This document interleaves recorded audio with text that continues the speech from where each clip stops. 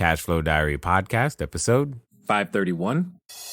Welcome to yet another exciting episode of the CashFlow Diary Podcast, the podcast that teaches you insider tips, tactics, and strategies for creating leverage streams of cash flow into your life. Learn from top-performing entrepreneurs, business owners, investors, and thought leaders from across the globe as they share their secrets to success.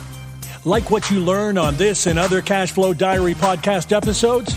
Go to learninvestingnow.com and sign up to receive powerful tips and information that will help you succeed as an entrepreneur and investor. Now, here's your host, investor, entrepreneur, business owner, educator, speaker, author, and master facilitator of Robert Kiyosaki's cash flow game, Jay Massey. All right, ladies and gentlemen, welcome to another episode of the Cashflow Diary Podcast. I'm your host, Jay Massey, and I'm glad that you are here today because here's what I know about you. I know that you have a desire to build cash flow. Otherwise, you wouldn't be here. More importantly, many of you, you're in the process of where you actually already have a job of some kind. And you're like, man, maybe you're building it as a side hustle at the beginning. And you're like, one day I will get myself out of this job and I'll be able to do it full time. And you're envisioning yourself being able to do that. But right now, you just haven't yet. Well, I have with me today someone who's not only been able to work themselves out of their job, but they've been able to start a very successful company called ShowMeTheRental.com. Now, you probably have already guessed that Show Me the Rental has something to do with real estate, which is great. But most importantly, in my opinion, it has something to do with one of the most challenging parts of real estate. And I think you're going to enjoy listening how that started. I have with me none other than Cliff Hayden. He is the founder of ShowMeTheRental.com. And what's really interesting is that when it comes down to it, you're going to learn from him about things like automation. Now, imagine being able to automate any part of your real estate business. That's what I can get excited about, because with automation, you can scale to all kinds of unimaginable heights. So let's get ready to listen. Let's get ready to love, and let's get ready to learn from Cliff Hayden. Cliff, how you doing? I'm good, Jay. How are you doing? So far, so good. So far, so good. So this being the first time you're here, though, what I want to do is I got to ask you the same question I tend to ask everybody else the first time that they're here. You ready? Let's roll. Okay. I tend to look at today's entrepreneurs a lot like yesterday's superheroes. For example, Batman, Robin, Wonder Woman. You know, you get the idea. Because I think entrepreneurs and superheroes have a ton of things in common. For example, occasionally as an entrepreneur, I can envision myself running around town using our products and services and saving our customers one sale at a time. And yes, at that moment, I'm probably wearing a cape. Also, though, like a superhero, there's this beginning.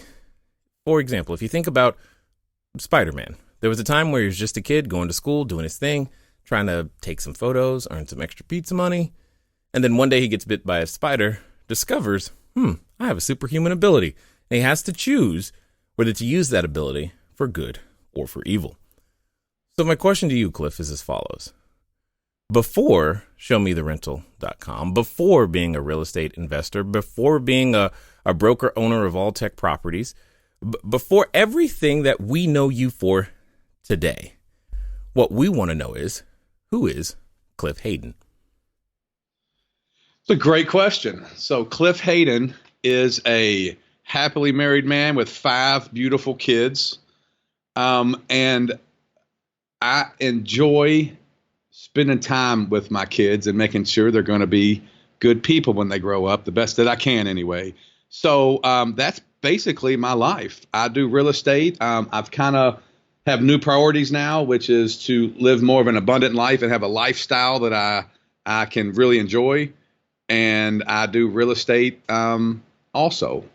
And I've automated my business to where now I'm very mobile. So we travel a lot with the kids, and I love to travel and meet new people and talk and meet people like you, Jay. So that's what I do now. That's my life, and I'm it has its ups and downs still, but overall I'm very happy and a lot less stressed than I used to be when I first started this business. Okay, so this is going to be good because see, there's a number of people who are listening right now. and they are currently stressed. And then you said something about you have rearranged or new priorities now. So it's like that suggests that there was a time where it wasn't 100% smooth sailing. So no, that never. But that's what makes it fun. I mean, that's part of it. You got to realize I'm big into sports. So I tell all my kids, when you get knocked down, you got two choices. You either lay down on the ground and get kicked on, or you get back up and fight back. So just like in business, it's the same concepts. 100%. Agreed. Yes. Agreed. Now, many of our listeners, though, are also starting from a position that you were mentioning in terms of starting with the job and trying to get their way out of it. What I want to know is because here's the thing I know many are dealing with, that they want to leave, but they feel stuck. And for some reason, you were able to develop the courage to say goodbye. Could you tell us about how you were able to do that? I will, and I think it's a very cool story. I'm kind of proud of this story. So I had a real job before real estate, and I worked at AT&T, and I was an outside plant technician, which is a fancy word for construction worker. So I was they put those fancy terms on there so people think you're smart. So I worked the bucket trucks. You saw us all around.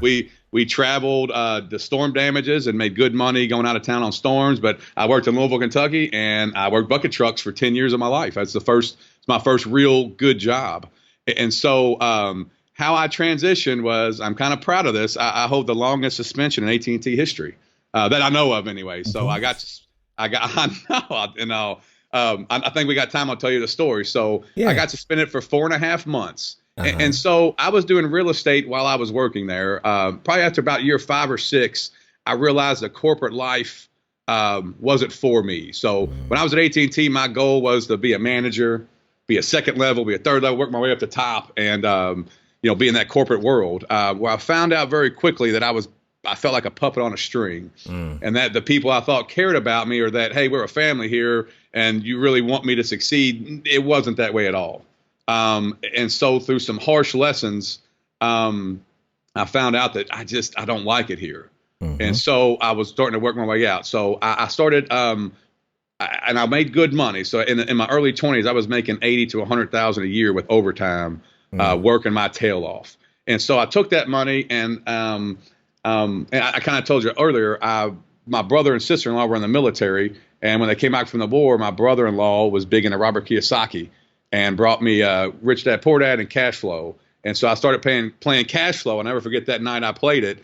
I was like, man, you can really do stuff like this. And it was just like an eye opener. Like I remember sitting there. My brother-in-law remembers, like I wasn't talking to anybody. I was like looking up at the ceiling, like just my mind was turning, like this is really cool. And I was looking for something, and I found it. And so I started buying real estate. So let me back up a little bit. I had some money saved up from when I went out of town, and Rich Dad had a coaching program, and ended up buying a duplex using that program. Wasn't a good buy, horrible buy. Everything else about Rich Dad I liked, but that particular thing was not good. But it got me into real estate, and it got me to a mentor, a guy named Mike Butler that I met because while I was getting a loan for this duplex, they told me about a local real estate club that they had. So I went to that, and speaker that night was Mike Butler, who became my mentor. He's a friend I come from a big family, and he was a friend of the family that I didn't know of at the time. And he kind of took me under his wing and helped me. So I started buying more rentals while I was working a full-time job. And I asked Mike that question, like, man, I want to quit, but how do I quit? He's like, you'll just know when it's time. Because I don't have a magic ball, but you'll know when you're at that time in your life where, man, if I can do this full-time, or I know that I can make it. And so I didn't know. I felt it. And so being a bucket truck, driving a bucket truck, I had a CDL license, which means you get random drug tests. So on the random drug test, it couldn't have happened at a better time because I was at that crossroad, and I didn't have enough vacation to take off. So they popped me with a random drug test, and I said, you know what? I don't think I'm going to take it. And so when you don't take it, it's an automatic fail, and you got to go to rehab. And so in rehab, again, just stuff that happens in your life that's so cool. My rehab counselor was my aunt and uncle's next door neighbor. So I talked to him about what I was doing, and I was like, man, I don't have a drug problem at all. I just, I want to know if I can do this before I walk away, because I come from very humble beginnings. We're a very lower middle class family. So, my parents were go to college, get a job, work in that corporate world. So anyway, I talked to the counselor, and I somehow or another turned 8 hours of rehab into 4.5 months. And so finally, my boss at AT&T called and said, "You got till 2 days to get back or you're fired." And I said, "You know what? I think I'm good. I'm going to quit." And in that 4.5 months, I made my entire salary for doing real estate full time. So I knew it was time to walk away. That's how it worked for me. That's creative, to say the least. That is the most creative exit I think I've heard in quite some time. And I definitely appreciate the mentor saying you'll know when it's time. I think there's a number of people who feel like it's time, but was there anything in particular that gave you the courage to actually finally say to your boss, "Yeah, I'm going to quit"? What was that thing that said, "Okay, it's time"? What was that? Did you hear a voice? What did the heavens part? What was it? No, it's a great question. And so when I was it was Bell South when I started there, and then AT&T bought them out. It was in that transition. When I started there, it was pretty fun. Like we worked in a crew. I mean, we had it was a fun job. And then when AT&T took over, it was more of a business. And then they started beating you up on all these rules and regulations, and it was just not fun anymore. Like I would be happy, and then when I walked into our where our crew met, I would just be like, "Man, this sucks. Like I don't want to be here anymore." It just got to the point where I was just not happy, and I just needed to do something else. And then at that time I had probably 10 or 15 rental houses, and they were, doing pretty okay. They were the wrong houses, which I didn't know at the time because I was new. But I knew that, I have this money coming in a little bit here and there. And then if I can do some more real estate stuff, some rehabs, and I actually became a buyer's agent for several years when I quit. And, I made way more money than I ever thought I could. And I had fun doing it again. I was enjoying working again. Yeah, that's amazing, because a lot of people would love to enjoy working. And you say again, but some have never experienced it, ever.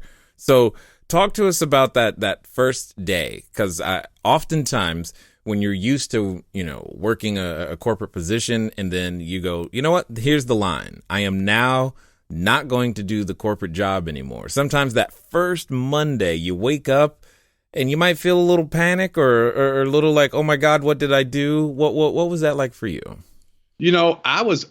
I couldn't have been more excited. So I literally, at my job, I'm a young dumbass kid at the time. And so I'm in my early 20s. So I'm thinking I can do better than this boss, and this guy doesn't know what he's doing. I'm an arrogant kind of young kid.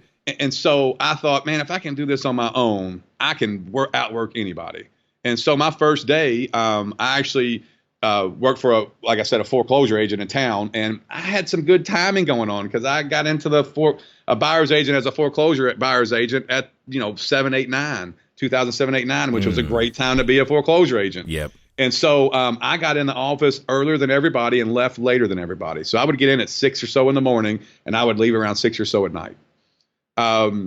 So for the next, I want to say 5 or 6 years, I worked and worked and worked, and I thought I was becoming successful. But the problem was, as we talked before, my old priorities were money was the goal. I didn't use money as a tool, which is what I do now. And so I was so engulfed and focused from my background and where I come from that, man, if I get to this spot and have this much money, I'm going to be happy. Well, if I can get this here, I'm going to be happy. And the whole time, financial wise, I was doing great, but my family life was not doing well at all. My wife was not happy. I would come home for dinner, and when I come home, I was never present. I was either texting people, or my phone would ring, or I was on the email. I was just engulfed in it because I thought at that time, as a man and as a husband, that's what I was supposed to do, was provide. I was providing, but I really wasn't providing, if that makes sense. Yeah, no, 100%. So I did that. After a few years of that, and just not spending the time that I should have on my family, there had to be a change. So I thought what should make me happy, I was more miserable than I ever was. And I'll never forget, I met a guy, we were at I want to say some kind of mastermind group, and he had one of those life-changing moments. He said, Cliff, he goes, you spend all this time and effort on real estate. He goes, what if you would spend it on your wife? How would that make her feel? What would that do? And I remember going, man, like just a gut shot. Like, I don't do that. And so there were several of those type of conversations, and I just knew something had to change. Because money is fun and it's great. And again, Jay, this is easy to say when you have some. When you're first starting off, I mean, you do go through those struggles. But for me, where I'm at right now, that's what had to change.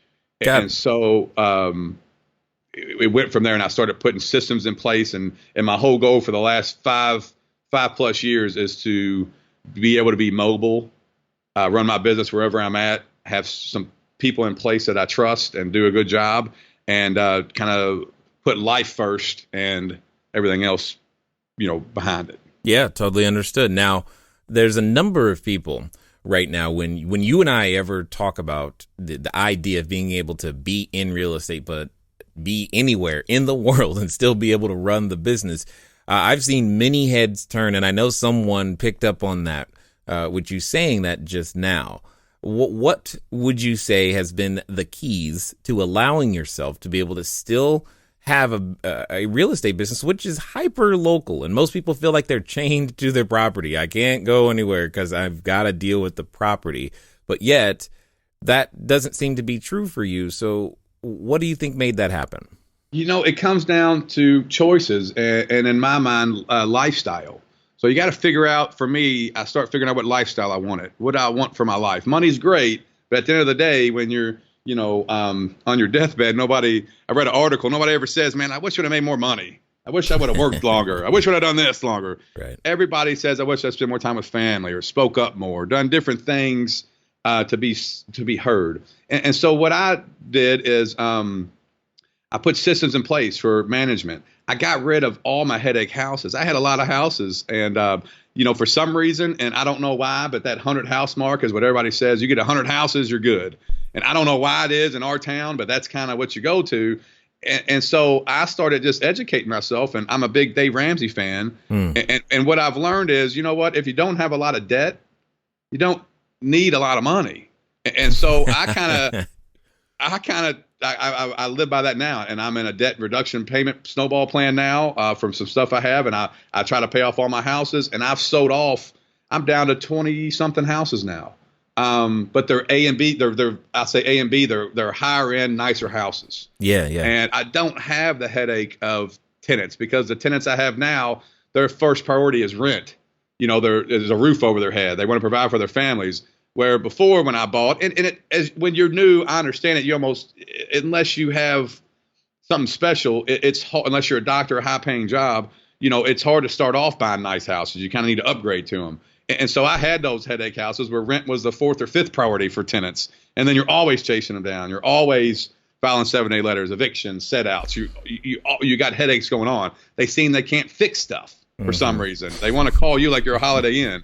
So I sat down and I made sure that the lifestyle that I wanted, I had to build my business around that lifestyle. Instead of the business building around me, I built the business around how I wanted to spend my time. And since I've been doing that over the last several years, it's just life's a lot better. I enjoyed it a lot more. Yeah, I totally understand what you mean by headache houses. I've been right there. So yes. What would you say in this transition that has what has made the most difference? Because there's a lot of people who would love to experience what you're experiencing. Was there one particular system? Was there one part of real estate that you've been able to put the systems in place and automate that has made the most difference? And if so, what was that? Yeah. So I'm going to back up to dinners at home. Okay. And so when I would come home, so the problem is when you have I call them headache houses, or too many houses, you always have, you get up in the 50, 60 property range, you're always going to have a turnover. You're always going to have eviction. I mean, more than likely, you're going to have stuff going on. And so when I would come home, if I had empty houses, it would freak me out. Like I wanted them rented fast. And so when I come home at dinner, I would be answering a phone call, answering texts. And I found myself saying the same things over and over. I have to give them a description of the house. It's a 3-bedroom, 1 bath, basement, blah, blah, blah. How long you been on your current job? How much money you have in the bank? Are you willing to sign a 3-year lease? Or blah, I just kept asking the same questions, and I was like, you know what? Right. This can be automated. This can be automated. And so I went out and tried to find a company that did that, that kind of advertised for you, generated leads, did pre-screening questions, automated showings, sent them applications, and I couldn't find anything. And so basically I invented it. I created it myself. And I created a company called Show Me the Rental. And that's kind of what it does. I say it gives you your time back so you can have dinner with your family, because my wife would get so mad. I don't know if you remember Superman fan, but Superman would get real mad and his eyes would turn red and shoot lasers out of his eyes. If my wife could shoot lasers out of her eyes, that's how mad she would get. Because it was just we were not having fun at home, because she was like, you need to be with your family and do this, and we would argue about the kids, and I was like, I see this food on the table. This is how it gets here. We got to rent these houses. We got to make money, because this is how we have what we have. So we were both right, but we were both wrong, because there were better ways to handle both of it. And so that system, Show Me the Rental, of course I'm partial, but it saves us so much time. I don't talk to tenants anymore. I don't talk to leads anymore. I don't show houses. I don't do any of that. That's all automated, and that's been a huge part of our business too. That's a major system that helps us out. Well, another thing. Oh, go ahead. No. Go ahead. Well, here's what I was going to say. What I like about this is the fact that, when it comes down to it, a lot of great companies, great ideas start as you solving your own problem. You're like, this is my problem. How do I solve it? And screening tenants is by far one of the most, I'll say not fun parts of the job. You're like, man, another one. But it's actually one of the most necessary, because as you alluded to, vacancy is by far the most expensive thing a landlord can have. So you found a way to take the problem, you still have to deliver the result, i.e. occupied houses, but at the same time, without it occupying your time. And that's what I really like about what you did. Was there another system, though, that you were about to say? Hello there, entrepreneur. This is Jay Massey, and what I want to say to you is that the number one mistake that I have ever made in business, number one, has been waiting too long to do the books, waiting too long to get the bookkeepers, the accountants, the CPAs, the CFOs involved, and I don't want you to make that same mistake. That mistake cost me over 6 figures, and now for a significant discount, you have the ability to get your books together using FreshBooks. So what I want you to do is I want you to go over to gofreshbooks.com/cashflowdiary. Again, that's gofreshbooks.com/cashflowdiary. FreshBooks is the easy to use software designed to help you, the small business owner, the freelancer, get organized and save time on invoicing, getting paid faster, keeping those books in order so that it becomes a bonus for you to do your taxes as opposed to a burden. Go over to gofreshbooks.com/cashflowdiary and get started today. And now let's get back to the rest of the story. Yeah, so we use, there's so much stuff out there too. So I know everybody probably uses something different, but now we're at a technology age. And so it seems like every few months there's some great product coming out. And so, we use Buildium also. I don't know if there's different app or companies that do property management, but Buildium for us works great. I know there's AppFolio, there's several other ones, but just kind of getting those systems in place. And I want it to be mobile. I said that earlier. So when I got online companies, I can check on stuff mobilely. So basically, when I'm out of town traveling now, I do have a property manager. All he does, he just handles work orders, applications, and leases. I still handle all the money. I still make sure I sign all the checks. I don't print the checks, but I sign them all, make sure I handle all the money. And so when I leave, he's in place to take care of all that necessary stuff. And then we meet once a week and go over. We got a little daily agenda or weekly agenda. We go over what we got, and I also have an admin, and she's actually a virtual assistant out of North Carolina. And then she basically, one of the big things I did that helped me out is I took I can't think of the guy's name was Bart, and I can't think of where he was from, but I'll never forget. I met him. He came to Louisville, Kentucky, and he's a friend of the broker I used to work for. And he said, you know what I did? I took a piece of paper, drew a line down in the middle of it, and I wrote what I like to do and what I don't like to do. And then I went out and hired somebody who did what I don't like to do. And he goes, it changed my life. and so I have a virtual assistant who they're not very expensive, and she does all the crap I don't like to do. Right. And then we meet weekly and go over projects, and then she's great. And she's a retired mom, and I couldn't do stuff without her. And so I just put those little systems in place based on the life that I wanted, and so I could do what I wanted with my kids and my family. And that's basically what I do. Yeah, no, I get that. It's like you found a way to practically take the board game cash flow and play it in real life. That's what you've done. And yes. I like that. I tell people that, that's it, because when people ask me, what do I do? I'm like, it's better that you play this game. Then you'll understand. I love the game. I still play it today. I still love it. Yes. My kids love it too. They want to play, feels like every day. And it's a part of our life. Now, you mentioned that you do a lot of property management, and I know that that's a thing for a number of investors that are listening and entrepreneurs. They're having trouble finding a good one. They don't know what to ask. The ones that they are finding if you've reduced this process, I'm going to assume not only are you good at knowing what to ask a tenant, but you probably can shed some light on, hey, what do I ask, or how do I find a good property manager as well? Because other people want to duplicate what you're doing.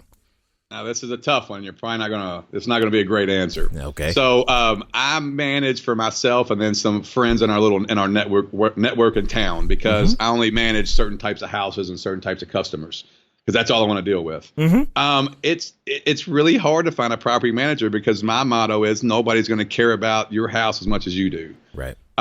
So as far as screening to find one, I don't have a good answer, because they're all, their job is to make money and to do a good job for you, but I don't feel like, in our town anyway, I don't know anybody that's going to care about and set my house up, the plumbing, the electrical, set it up the way I do my houses, each one of them, to the way I like it, to my standards, and that it's going to care about repairs and what's going on more than I do. So I got Gary in my office who does a great job, and like I said, you heard me earlier, we meet weekly, but he's been around and we've worked together so long, every house we do is the same.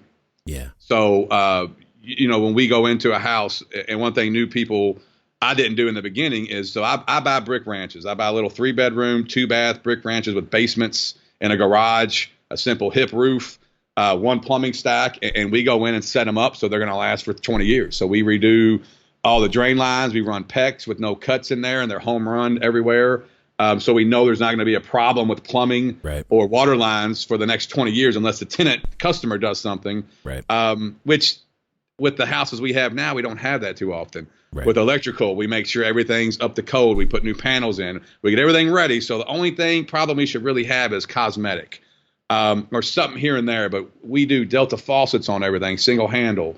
We set our houses up in a way so they're going to have longevity. And if something does break, our maintenance guy, it's all the same stuff. So he doesn't have to have a bunch of different parts to fix anything. Everything we do is the same. And so when you find a property manager that, I don't know if they don't do real estate, they don't set your house up that way. So you're just going to have problems and you're going to have repairs. And I think there's a lot more to it. I don't know how you find a good one because I don't know any in our town that do it besides their own. The ones that do it the ones that I know that do it, they don't have their own properties. They're just management companies. So I don't know if that's a good answer, but I don't know. I don't have a good answer is what I'm trying to say. Oh, no, you actually have a great answer. What you said is the best property manager is probably yourself. Yes. That you said, yes. Look in the mirror. And I understand exactly where you're coming from. And yet at the same time, there's a number of people who don't want to take that on, which also makes sense as well. But there's nothing wrong with electing yourself the best property manager for all the reasons that you have stated. Now, then let's try the other side, because I know if you're going to systematize the process of screening tenants, what would you say are your top 3 questions that you're like, look, you don't understand. You have to ask this if you're going to try to screen tenants or automate this process in any way? It's a great question. So what we're looking for is longevity. We're looking for a long-lasting customer. So we don't do any one-year leases, because after 1 year they move out, you just lost money. Unless the house is paid for, more than likely you're going to lose money.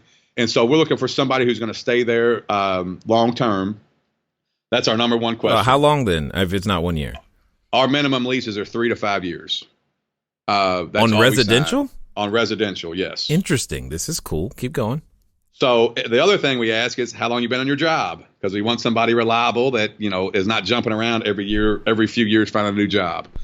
And then the third one is how much money do you have in your bank accounts? So we want somebody kind of like a Dave Ramsey who is responsible, that they have a reserve account or they have a little bit of money in there. So if something goes wrong, they're going to be able to survive for a little while. Mm-hmm. And so we're looking for a higher quality kind of customer. And for us and for my lifestyle that I'm choosing, or that I have now, those customers in our experiences stay for a long time and eventually upgrade and end up buying a house. And those are the kind of customers we want, because when they do leave our houses, some of them are just already rent ready as soon as they get out. And a lot of our customers we build relationships with, we actually, with Show Me the Rental, you can actually show the house while somebody's living there. It automates the whole process. So if you got a good relationship with your current tenant, they have a calendar and they go in and schedule appointments, and we give them money to rent the house before they move out. And so that whole streamlined process is just such a stress reliever and a time saver for us. And so those three questions are what we ask, because I want to know that you're going to stay and that you have money. You got a good job. You've been on a job for a while and you have money in the bank so you can pay your bills. And those are our three main questions. I got to imagine this shift, to things like, if you're on a 3 to 5 year lease cycle, like when's the last time you've actually had to move in a tenant? Because I'm guessing you don't have to do that anywhere near as frequently as you used to. We might do a couple a year. If that's about it. That's what I was thinking. I'm like, you don't have to do that. So don't take this the wrong way, but Cliff, what are you doing? You got nothing to do, man. I'm talking to you, Jay. That's what I'm doing. I love it. So this is the lifestyle we decided. So what we did like this summer, I'm gonna brag a little, and I hate to do that, but so I have 5 kids, and one of my goals is to, I guess, educate my kids to understand that the world that's out there. So this summer we went on a 40-day RV trip, and we rented an RV and went out west for 40 days. And what I did along the way is because I was pitching, showing the rental, I spoke at different RIA groups. I went to the National RIA and was a vendor there. And so we turned the trip into a business/family trip to write a bunch of it off, which was very cool. So that's what we've been doing. And my goal is to now, I'm home every day by 3 o'clock to get I got 3 little ones. I got 2 older ones and 3 little ones. So I got 2 teenagers and 3 still in grade school or elementary school. And so I'm home by 3 o'clock every day. I help with their homework. Because I can actually do their homework because they're still in, first, second, third grade. Right. And so that's a lot. That's what I do. And I'm trying to teach them just lessons. And so I go on tangent, so I apologize, but we meet. I have a breakfast meeting every Wednesday. And actually, so we met this morning at a local little breakfast spot, and we talk. And so one of the things I worry about with my kids, because I came from very humble beginnings, is I want them to understand what that means. So they're sheltered a little bit, which I think every parent wants their kid to be. Like, you want your kids to be better than you. But we live in a nice place now. They don't see the things I saw. They don't have to grow up as fast as some kids do, depending on where they're from. And so at some point, though, I know it sounds harsh, but I want them to be poor. I want them to know what it's like that's what we talked about today, to be poor, not to struggle and not to be unhappy, but just to understand the value of a budget and the value of survivor skills to, do without, or to, if something's broke, you can fix it. You don't have to buy something new. So we talk about this a lot. And that's what I spend a lot of time doing, is just really making sure my kids are going to be okay. Because I worry about that. Because if you're successful, that's great. But I heard a saying, if your kids are screwed up, then what's it matter? Right. And so that's what I spend a lot of time doing, is focusing now on what's important to me, which is my new goal, which is an abundant life, and teaching my kids about that stuff and letting them see things out in the real world and talk to people and help. I love it 100%. Now, for those that have listened this far and want to find out more about what you've got going on, what's going to be the best way for them to catch up with you? There's a few ways. You can go to Cliff at showmetherental.com and shoot me any questions. I'll try to get back to you usually within a day or two.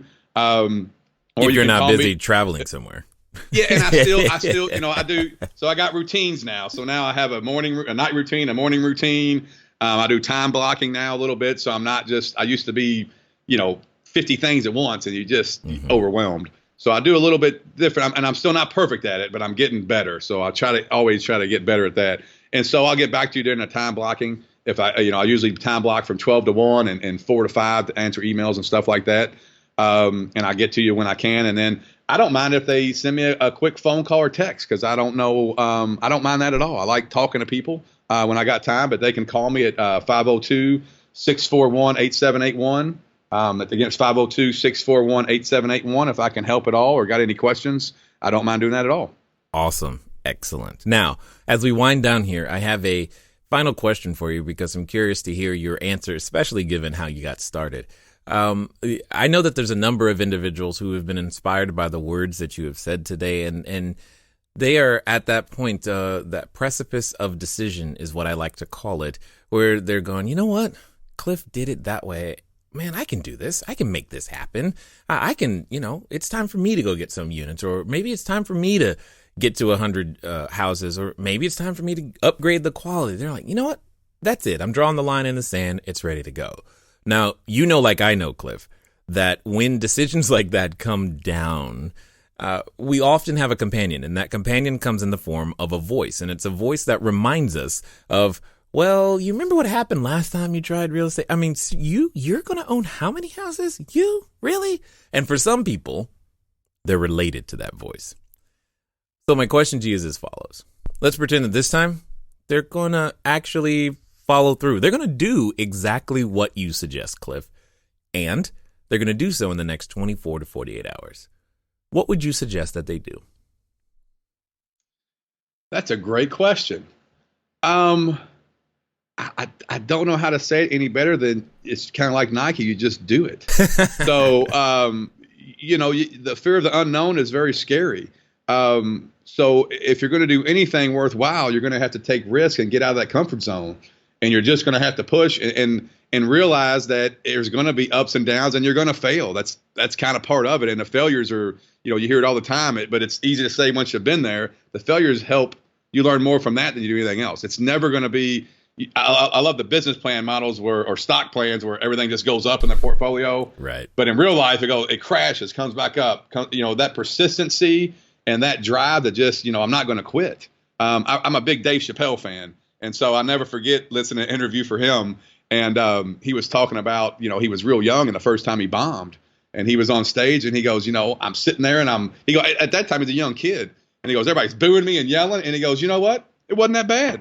So the fear of what's going to happen because you don't know is what's overwhelming. But once you get through, it's really not that bad.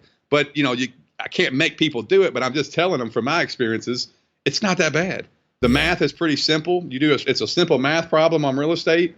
I would suggest you have a plan, get a plan down, have a vision, get some local real estate clubs, and then learn systems. And then it's all easy, but it's all little steps. And you just got to keep wanting to get better and improve.